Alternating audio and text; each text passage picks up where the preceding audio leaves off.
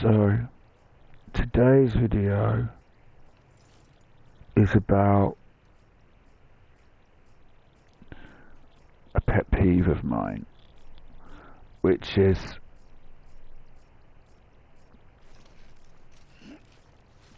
something I've given a lot of thought to, and it's more in my series of how and why.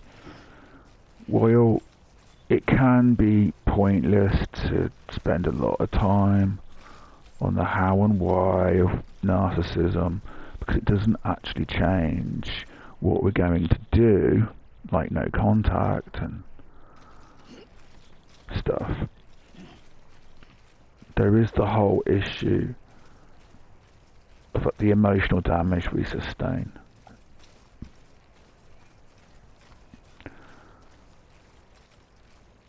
Half the battle isn't what we do. The other half is our recovery. And our recovery means tuning down a lot of the very emotional, triggery, incendiary feelings that we have, which mainly live in the area of indignation, the unfairness of it, the constant suffering that we suffer, the indignity. These things keep us in a state of emotional dysregulation. And healing emotional dysregulation requires a cooling of our triggers. I don't mean the triggers that are given to us by other people and circumstances. That's a whole nother skill.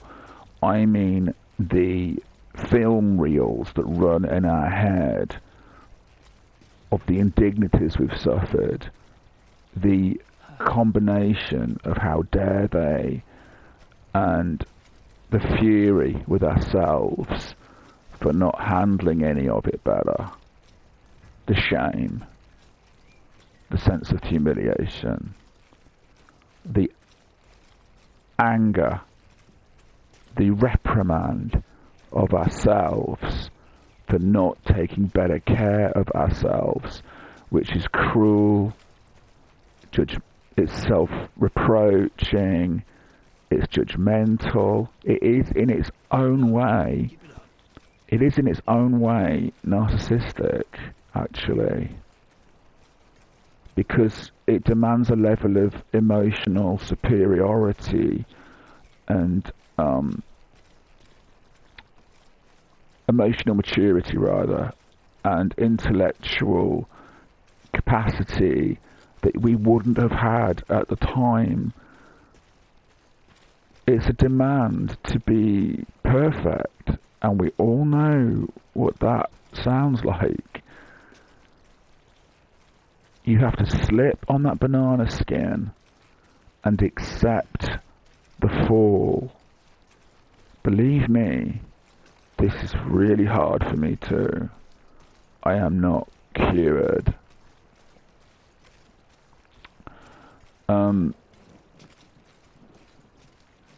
So this is more how and why. I think how and why is important. I think it is relevant because it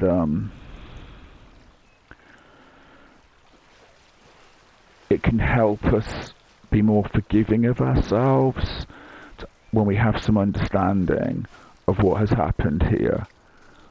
And today's how and why is about a very important, as far as I'm concerned anyway, a very important characteristic of what these narcissists are about and how their machine works. And what I've got for you is, it's something that's been occurring to me for a while.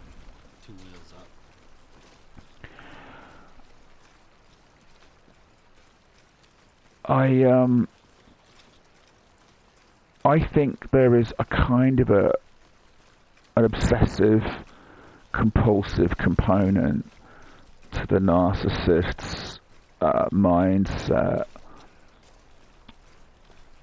and it's very similar to what religiously obsessive people are like. And it's no coincidence that you will find narcissistic religious types, you know.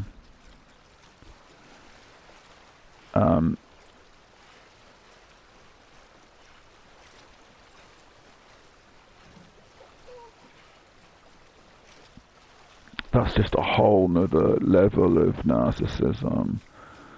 And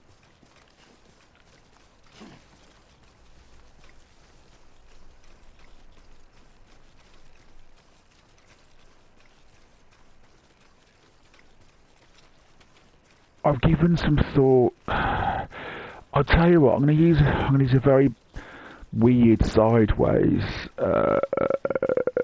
sort of example. It's not going to help matters really, but it does suit. Some people have some doubts, okay, about the 1969 moon landing. I'm one of those people. I have doubts about it. That doesn't mean I'm crazy. That doesn't mean I don't think we went to the moon. That doesn't mean I believe we didn't go to the moon, okay?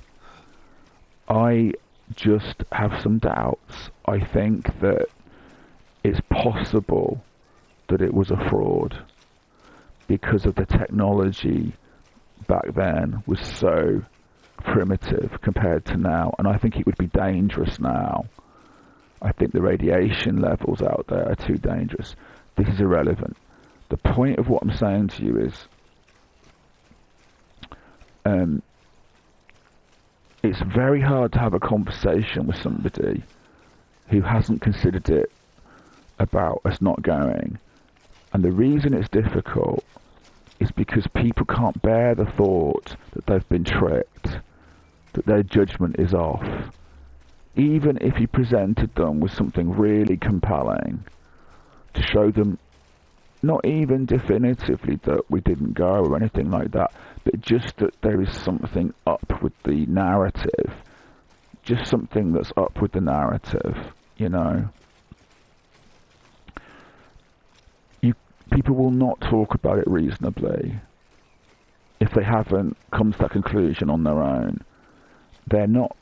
The difference between somebody that considers it and somebody that doesn't is the person that considers it is prepared to take on board that they may have been tricked, that their belief system, that everything that they've been told isn't necessarily true, that their judgment could be off, right?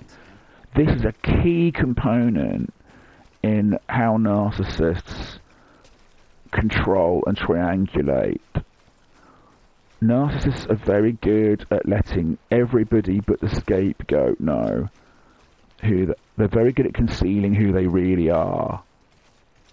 They're very good at being the plaintiff. They're very good at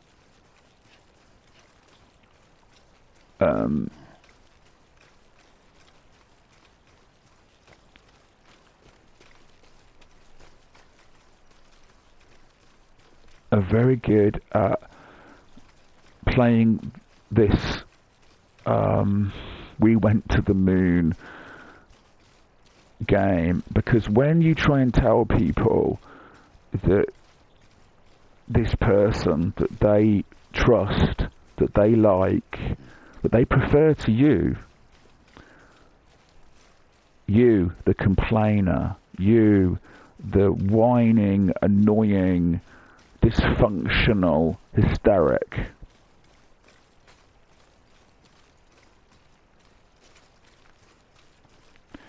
when you try to tell people that they've been wrong about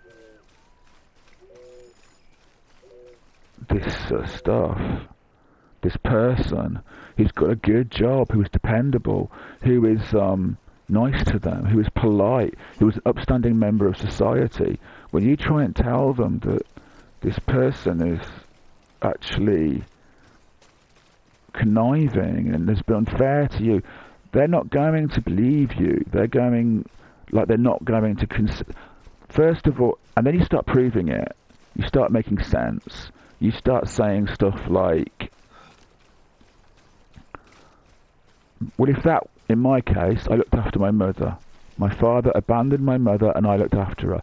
You'd have thought, 7 years, you'd have thought that would be enough, wouldn't you? You'd have thought there'd be no arguing with that. He abandoned his responsibilities. I mean, tell me if there's another way of looking at it. It would be something if he'd abandoned his responsibilities due to ill health. If he'd said something like, "Oh, I just wasn't up to it," and if he'd said something like about me, "Thank God for my son. Thank God he bailed it out. Thank God." Of course, that's not what happens. He has found a way of talking about me looking after my mother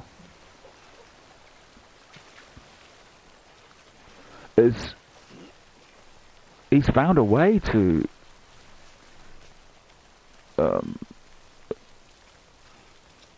make me look bad. It's unbelievable. But this is the power of it. Now, just imagine though, if the person that we're talking about has turned me being a good person who looked after his wife into a "we didn't go to the moon" reality. He's got so many people to believe in him. He's got so many people to take his side that they would rather, in the face of even compelling argument, they would rather believe him because he's got all the flags of I'm a part of society, I'm a part of I do all the right things. He's that guy, you know. You've got that versus me, the dysfunctional whiner who hasn't got a proper job or a relationship or a life. Do you see how it looks? And I'm somebody that not only has looked after my mother, I don't have a drug problem.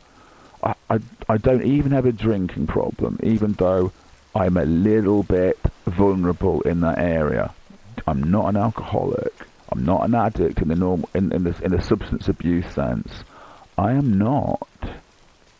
I'm just not. And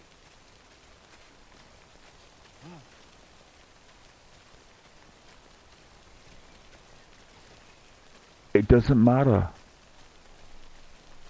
The power of the narrative is too great. Just like with, say, the moon landing. There's nothing wrong with asking the question, what if there was a fraud? What if we didn't go? It doesn't mean it's true. It doesn't mean it's right. But people dismiss it, not because they've got a convincing counter-argument.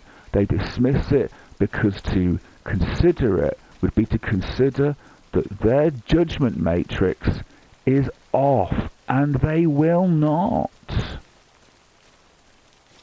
They will not.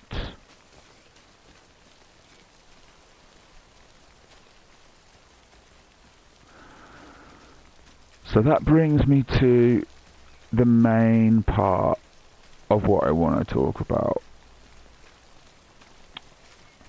which is, what is this narcissist about? What are they so invested for? What is going on? And I've got a theory. Now, I've touched on this once before, so I'm kind of repeating myself, but I think it's worth the going.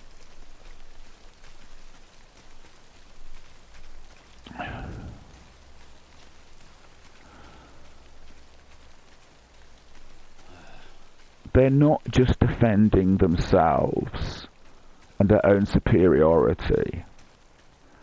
They've found a way of looking at the world They're not just defending. There we go. They're not just preciously trying to sort of protect the fatuously grandiose vision of themselves as being superior. That's they can't, they don't, they're not going to make it about that, even though, believe me, that's what it's about, right? They subscribe to a version of the world, a version of the world where the world makes sense, where it isn't chaos, because it is chaos. The world is chaos. It is barely controlled chaos. That's what it is. It's chaos with a veneer of systems of order. That's what we've got. And the chaos is like, it's organic, it's like weather, it's like nature. It is constantly moving and evolving. Chaos is what we're up against as a civilization. To be civilized is to have order imposed over chaos. That's what it is. Chaos, it isn't even that it's the natural order of things. I wouldn't even want to say that. But there is a conflict between chaos and order. And it seems like the more order we impose on the world, the wilder the chaos gets. But I don't know. And there's a lot of speculation in this video. These are ideas. These are ideas for you to go away and think about. Ideas for you to write to me about in the comments and make your own videos about. But the bit that I am sticking to, the bit that I do want to sort of insist on, is when you're talking about a narcissist, you're not just dealing with their superiority and their vision of themselves, even though that is absolutely their secret fetish, okay? What we're talking about is they prefer a version of the world, a political version, a version that has, as far as they're concerned, order over it's a snobbery version. It's a version of it's a version where you need to sort of have expression for this. Caste system is order over disorder. It's one of those awful things that I've noticed with narcissistic people. When they in the horrible event that somebody is assaulted, like, you know, a sexual assault, you know, they'll try to find a way of looking at it where they brought it on themselves. Whether it's she was wearing a short skirt, or she was drunk, or she was hanging out with boys, or if it happened to, they want to avoid the possibility that the world is chaotic and violent and disordered. They want to impose order on the story. One of my friends committed suicide when I was about, I don't know, so I was about 19, he was a bit younger. And I was at my girlfriend's when the parents' house when we got the news, and we were talking about him. He was a complex and troubled and, you know,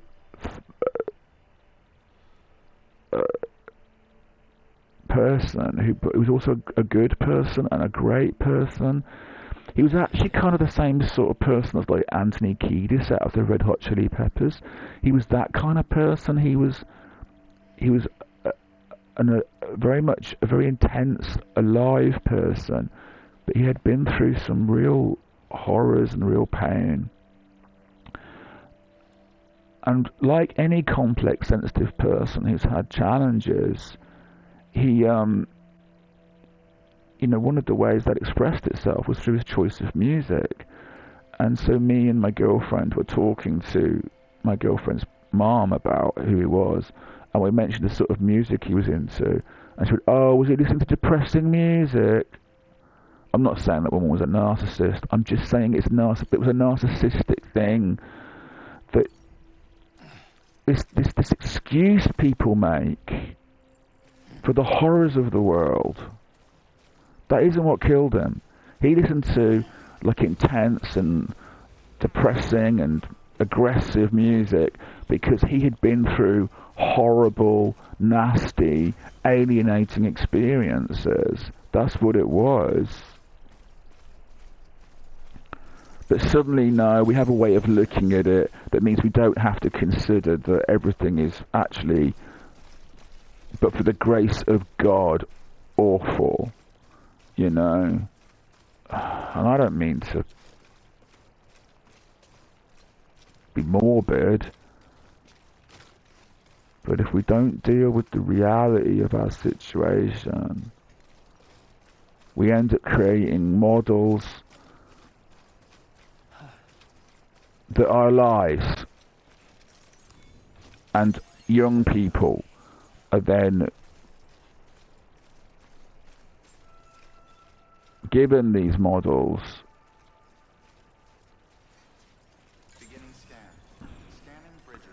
that don't make sense, that don't work. And when they don't work, they go into cognitive dissonance that they didn't ask for, that they don't deserve.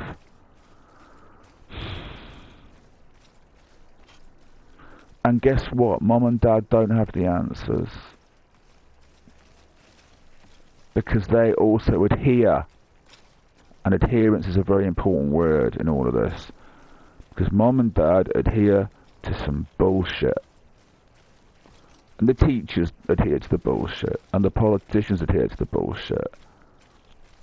And you get somebody like me looking after their mom, being mistreated by industry professionals because I'm not the sort of person who should have been looking after their mom, because everybody else walked away because they were weak.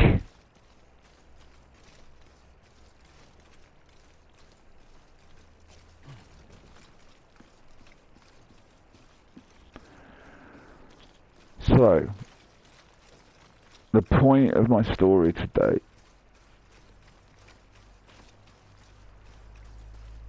and by the way, let's just roll back on that actually. If there is one thing society and the, let's say, vanilla narcissistic people in society, because society is narcissistic, it is vanilla narcissistic, it is narcissistic as a kind of lazy default. Okay?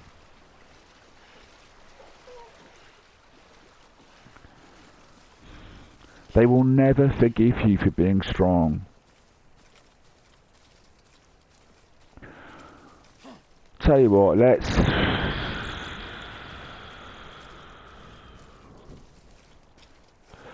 address that.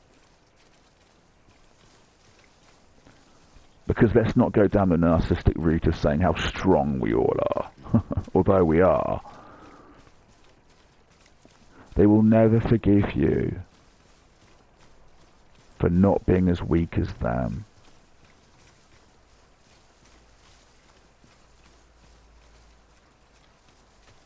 Think about that for a minute.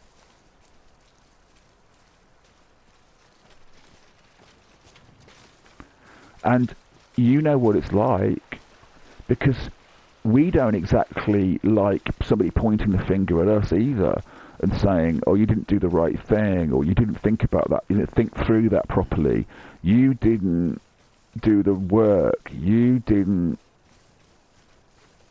do due diligence, you failed, you let it go, you're not enough. We don't like that. Well, we are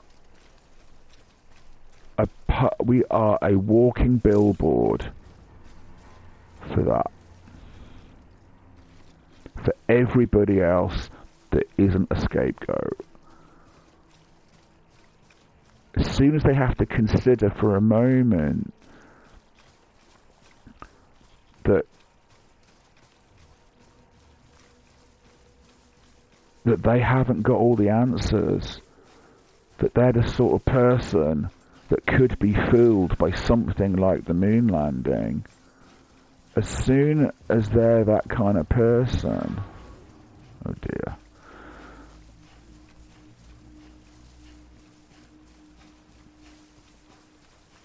they feel that finger wagging. Even if we don't even if we don't wag our finger, we're the finger wagging billboard, man. So, when we get to the narcissist itself, the actual offender, the abuser, what you're looking at is they are clinging to not just their superiority, their false self, their vision of themselves, the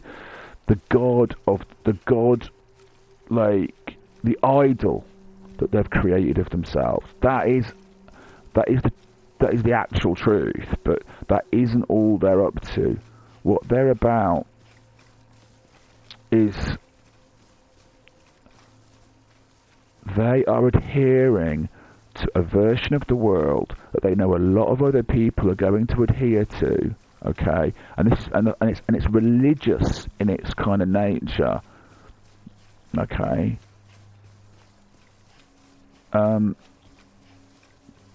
They are adhering to this model that they know the majority adhere to, okay? Not just to have this self-idolatry, but because it's a model that means A, the world isn't chaotic, B, the majority subscribe to it and they can slot into it and fit into it. That's why they like things like the class system, the caste system. That's why they like things, that's why they like being part of groups or being in a society that says, let's say, somebody that won a TV talent show, like say Pop Idol or America's Got Talent or Britain's Got Talent, they're the sort of people that think that somebody winning something like that actually means something. That means they are, say, the best person that competed in that event. That just isn't true. It's an indication of their ability, it's an indication of their talent. But there are all sorts of other factors that go into people winning those competitions, you know. There's all sorts of manipulation that goes into it.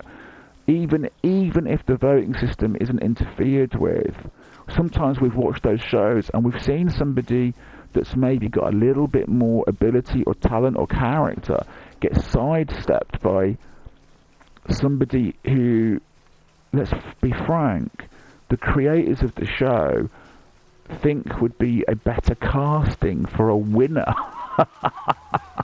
You know what I'm talking about. And if they can't control if they're not literally going to interfere with the voting system, like, you know, fudge the numbers or whatever, and I'd like to think they wouldn't, they get around it other ways by just sort of influencing the edit. That's you know, what they do on those talent shows to people is horrendous. And Two wheels up. this thing, this adherence to the vision, a model of the world that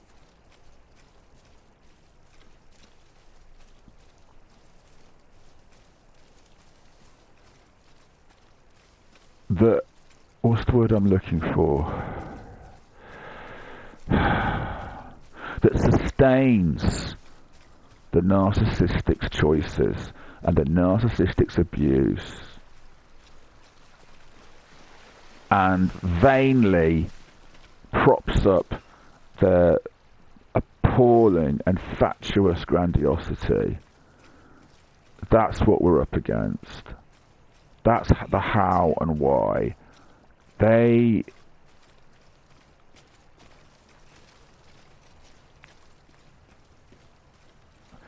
I've said it before, I'll say it again. The narcissist doesn't think that what factually happened is what matters. They think what the majority of people believe is what matters. It's a long way round to say those things. I apologise for the way I do this. I have to be thorough. I have to think. I have to paint the picture of what I'm trying to say. I hope you were okay bearing with me through all of that.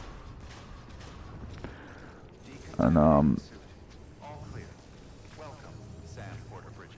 I hope I gave you food for thought. I hope it was fun hearing somebody else talk about this stuff.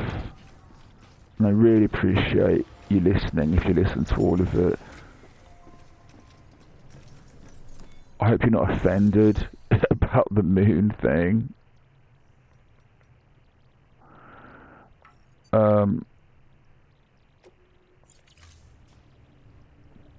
Thanks a lot for listening.